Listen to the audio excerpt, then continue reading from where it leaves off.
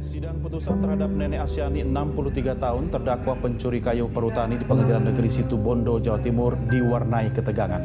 Mendengar putusan hakim, Nenek Asyani langsung berteriak mencaci maki majelis hakim karena tidak terima dianggap pencuri kayu jati.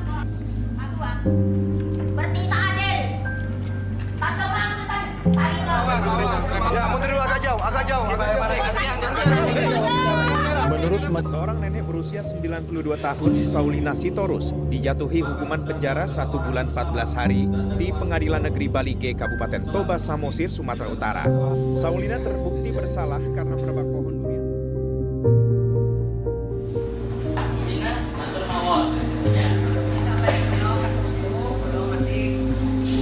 Dahulu ada koran juga memuat di meja hijau kan, ambil 3 biji kakao senilai 2.100. Ini Bu jasa penuntut dengan tetap pada permohonannya, pembelaannya, oke, ya.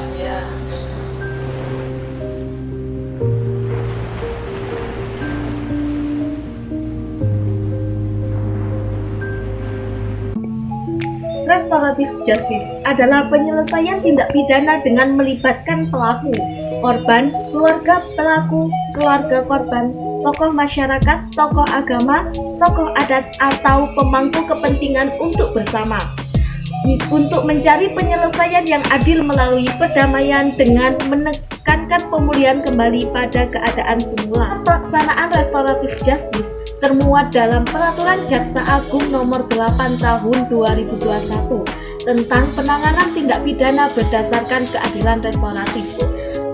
Keadaan restoratif pada dasarnya adalah sebuah pendekatan hukum pidana yang memuat sejumlah nilai tradisional.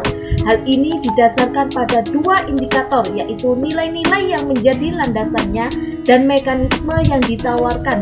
Hal tersebut menjadi dasar pertimbangan mengapa keberadaan keadilan restoratif diperhitungkan kembali. Keberadaan pendekatan ini barangkali sama hanya dengan hukum pidana itu sendiri.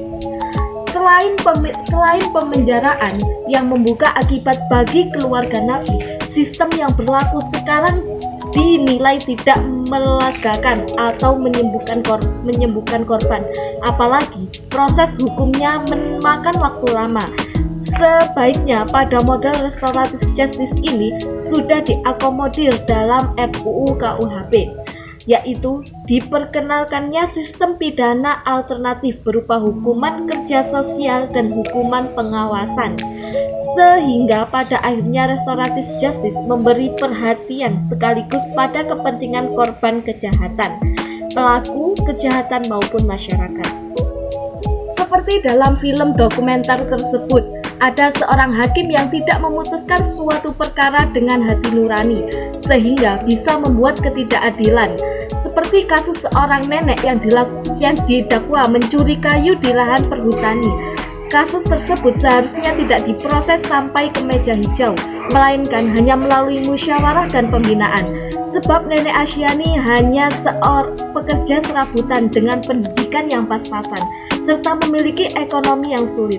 Tidak jarang juga pelaku melakukan kejahatan demi sebuah sesuap nasi, dan si korban termasuk orang yang memiliki ekonomi rendah. Maka dalam hal ini keadilan restoratif justice akan memberikan keadilan bagi semua pihak dengan memenuhi hak-hak dan kebutuhan semua pihak. Dengan adanya restoratif justice, suara rakyat kecil akan didengar dengan hati nurani, dan aparat penegak hukum juga bisa menyelesaikan suatu perkara dan bisa membawa perdamaian untuk kedepannya, sehingga antara pelaku dan korban sudah tidak ada dendam lagi, sehingga kedepannya bisa tercipta situasi yang aman, damai, dan keadilan yang menyeluruh.